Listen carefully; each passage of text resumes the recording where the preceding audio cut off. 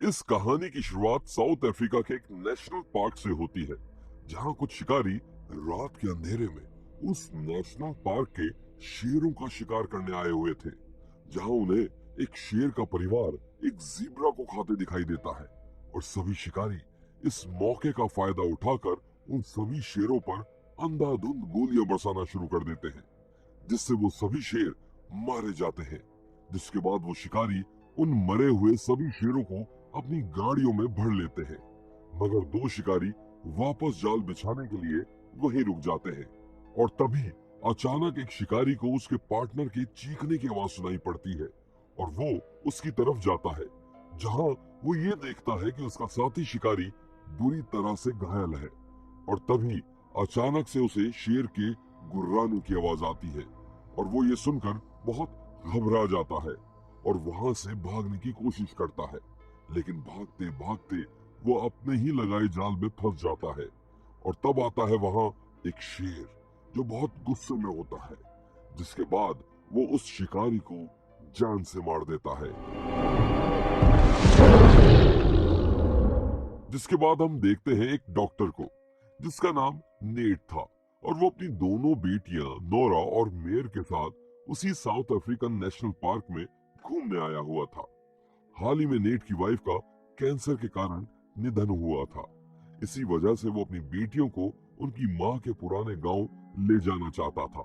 इसके बाद हम देखते हैं एक कैफे में कुछ देर इंतजार करने के बाद वहाँ नेट का दोस्त मार्टिन आ जाता है, जो कि एक बायोलॉजिस्ट है और इस नेशनल पार्क का मैनेजर भी है। अब यहाँ से मार्टिन नेट और उसकी बेटियों को अपने गेस्ट हाउस लेकर जाता है, जहाँ रात बिताने के बाद अगले दिन की सुबह होते ही मार्टिन उन तीनों को जंगल सफारी के लिए लेकर जाता है, जहाँ नोरा और मेयर अलग अलग किस्म के जानवर देखकर बहुत खुश हो जाती है। और सफर करते समय वो सभी एक साथ काफी अच्छा वक्त बिताते हैं।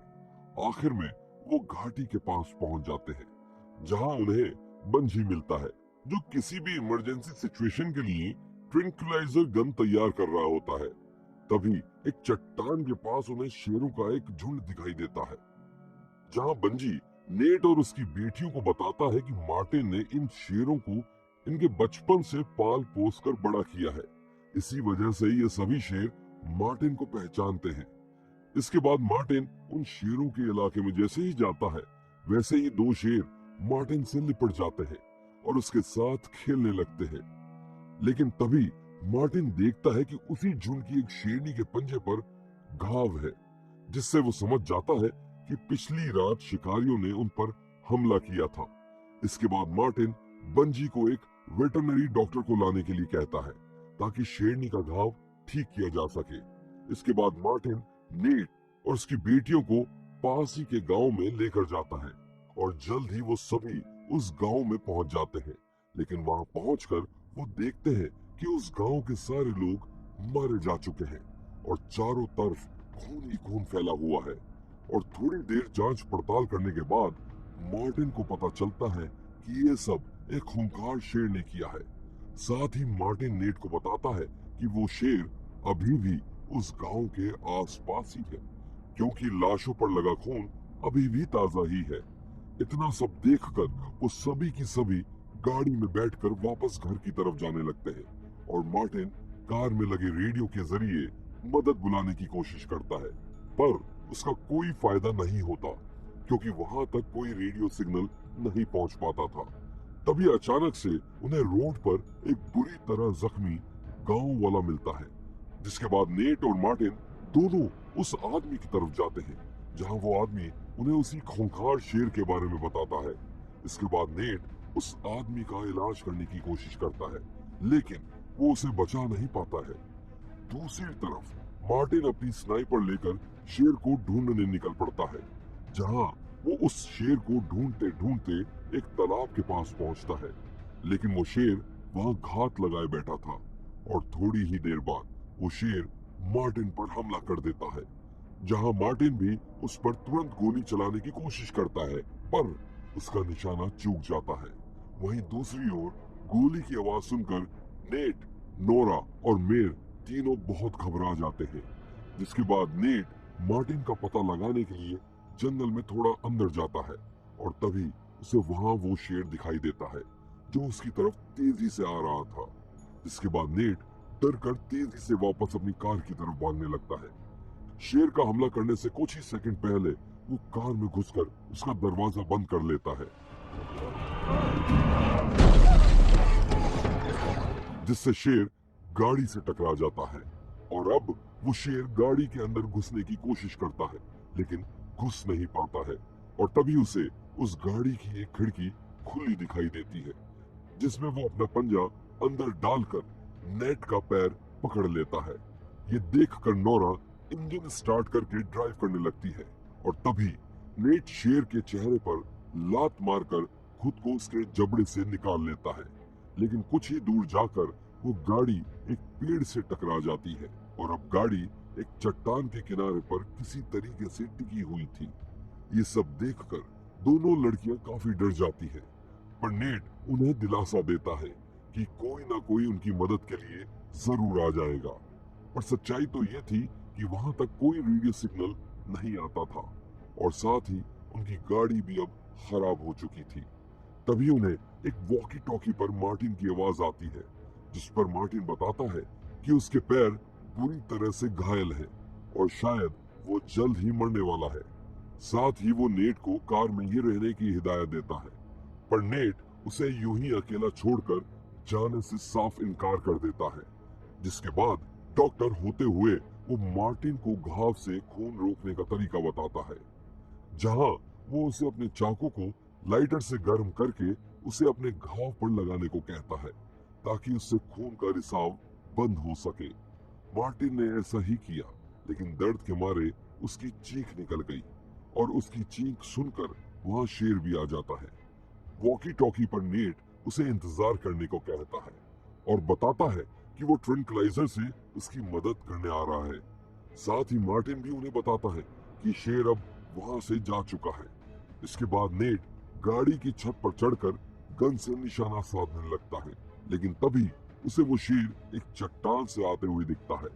मौके का फायदा उठाकर मेयर मार्टिन की मदद करने के लिए उसकी ओर भागने लगती है और वहां नेट शेर पर गोली चला देता है, पर उसका निशाना चूक जाता है और शेर उस पर झपट्टा मारकर उसे गाड़ी की छत से नीचे गिरा देता है। जिसके बाद नेट उससे बचने के लिए गाड़ी के नीचे छिप जाता है, पर शेर वहां भी आने की बार बार कोशिश करता है और तभी अपने पिता की जान को खतरे में देख गाड़ी के अंदर बैठी नोरा एक ट्रैंक्विलाइजर इंजेक्शन लेकर उस शेर के पीछे इंजेक्ट कर देती है, जिससे शेर बेहोश होने लगता है और वहां से भाग जाता है। दूसरी ओर मेयर मार्टिन को वापस ले जाती है, जिसके बाद नेट मार्टिन को गाड़ी के अंदर बिठाकर उसके जख्मों का इलाज शुरू कर देता है। इसके बाद मार्टिन उन्हें बताता है कि ट्रैंक्विलाइजर का असर कुछ घंटों में खत्म हो जाएगा और वो शेर फिर से वापस आ जाएगा। नेट मार्टिन से शेर के इस खूंखार बर्ताव के बारे में पूछता है तो मार्टिन उसे बताता है कि शायद इस शेर के सारे झुंड को शिकारियों ने मार दिया होगा और इसीलिए वो अपने बदले के लिए सबको मार रहा है, लेकिन किसी को खा नहीं रहा। इतने में ही वहां अचानक से उन्हीं शिकारियों का झुंड फिर से आ जाता है, जिसके बाद नेट उन्हें पैसों का लालच देके उनसे मदद मांगता है, लेकिन जैसे ही वो गाड़ी के अंदर मार्टिन को देखते हैं वो पहचान लेते हैं कि मार्टिन तो एक फॉरेस्ट ऑफिसर है। जिसके बाद वो गुस्से में आकर नेट को मारने की कोशिश करते हैं, लेकिन तभी वहां वो शेर आ जाता है और बारी बारी करके उन सभी की सभी शिकारियों को मारने लगता है। और इसी मौके का फायदा उठाकर वहां से बाहर निकलने के लिए नेट उन शिकारियों का ट्रक चुराने का प्लान बनाता है, लेकिन क्योंकि वो सभी शिकारी उस शेर का पीछा करते करते जंगल के अंदर चले गए थे, इसी वजह से नेट को भी ट्रक की चाबी लेने के लिए उनके पीछे जंगल में जाना पड़ता है और वहां पहुंचकर नेट को एक एक करके सभी शिकारियों की लाशें मिलना शुरू हो जाती है, क्योंकि वो सभी शेर का शिकार बन चुके थे। और तभी नेट को शेर के गुर्राने की आवाज आती है, जिसके बाद वो पेड़ के ऊपर चढ़ जाता है और शेर ठीक उसके नीचे आ जाता है और तभी पेड़ पर नेट के सामने एक सांप आ जाता है, जिसकी गर्दन पकड़कर नेट उसे नीचे खड़े शेर पर फेंक देता है और सांप को अपने ऊपर देखकर शेर भी वहां से भाग जाता है। इसके थोड़ी देर बाद पेड़ से नीचे उतरकर नेट शिकारियों की लाशें चेक करना शुरू कर देता है और थोड़ी देर ढूंढने के बाद नेट को एक शिकारी की लाश से चाबियां मिल जाती है। वहीं दूसरी ओर गाड़ी में बैठे मार्टिन और दोनों लड़कियों के ऊपर वही शेर फिर से हमला कर देता है और टूटी हुई खिड़की से कूदकर वो नोरा को पकड़ लेता है, जिसके बाद मार्टिन शेर से लड़ने लगता है और उन दोनों लड़कियों को गाड़ी से बाहर निकलने को कहता है। और उन दोनों लड़कियों के उस गाड़ी से बाहर जाते ही अचानक से वो गाड़ी शेर और मार्टिन को लेकर उस चट्टान के नीचे खाई में गिर जाती है। लेकिन नीचे गिरने के बाद भी शेर रुकता नहीं, बल्कि फिर से मार्टिन की ओर बढ़ने लग जाता है। लेकिन अब गाड़ी से चारों तरफ पेट्रोल लीक हो चुका था और जैसे ही मार्टिन शेर को अपनी ओर आते देखता है, तभी वो शेर से माफी मांगते हुए अपने लाइटर से कार को आग लगा देता है, जिसकी वजह से उसकी मौत हो जाती है। इन सब के थोड़ी देर बाद नेट वहां पहुंचता है। अपने दोस्त की मौत से काफी दुखी होता है, पर नीचे खाई में देखने पर उसे वो शेर कहीं भी दिखाई नहीं देता है, जिससे ये तो पक्का था कि वो शेर अभी भी जिंदा है। इसके बाद तीनों वहां से निकल जाते हैं, लेकिन थोड़ी दूर तक जाते ही उनका पेट्रोल खत्म हो जाता है, जिसके बाद वो एक पुराने स्कूल की तरफ जाते हैं, जहां नेट नोरा के घाव का इलाज कर सके, जो घाव उसे शेर से लड़ते वक्त आए थे। उस जगह पहुंच नेट नोरा का इलाज करना शुरू करता है और घाव का इलाज करने के बाद नेट बाहर पानी लेने के लिए आता है, लेकिन इतने में ही वहां पीछे से वो आधा जल चुका शेर आ जाता है, जिसे देखकर दोनों लड़कियां छुप जाती हैं। लेकिन जल्द ही वो शेर उन दोनों को ढूंढ लेता है, जिससे दोनों लड़कियां चिल्लाने लगती हैं। लड़कियों की चीख सुनकर नेट भागकर वहां आ जाता है और शेर पर गोलियां चलाने लगता है और गोलियों से डरकर शेर वहां से भाग जाता है। इसके बाद लड़कियों को उस पुराने स्कूल के अंदर ही रहने की हिदायत देकर नेट चाकू लेकर शेर से लड़ने निकल जाता है और थोड़ी ही देर में शेर का ध्यान अपनी ओर बताकर वो उसे स्कूल से दूर ले जाने में कामयाब रहता है।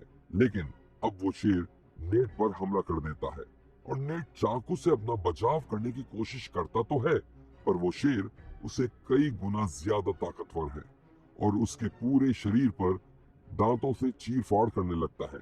लेकिन लड़ते लड़ते वो शेर ये भूल जाता है कि वो दूसरे शेरों के इलाके में आ चुका है और ये उन्हीं शेरों का इलाका होता है जिन्हें मार्टिन ने पाला हुआ था। वहां शेर जैसे ही नेट को खत्म करने ही वाला था कि तभी वहां दूसरे दो शेर आकर उस आधे जले शेर पर हमला कर देते हैं और उसे लड़कर उसे मार देते हैं। लेकिन नेट इतनी चोटों की वजह से वहीं पर बेहोश हो जाता है और जल्द ही वहां बंजी आ जाता है और उसे हॉस्पिटल लेकर जाता है। कुछ वक्त के बाद उसकी आंखें हॉस्पिटल में खुलती हैं, जहां उसके साथ में उसकी दोनों बेटियां भी मौजूद थी। दोनों अपने पिता को जल्दी ठीक होने का दिलासा देती हैं और कुछ ही समय के बाद वो नेट फिर से अपनी दोनों बेटियों को उनकी माँ के गांव में लेकर जाता है, जहां वो फिर से अच्छा समय बिताते हैं। तो ये थी बीस्ट फिल्म की सारी कहानी।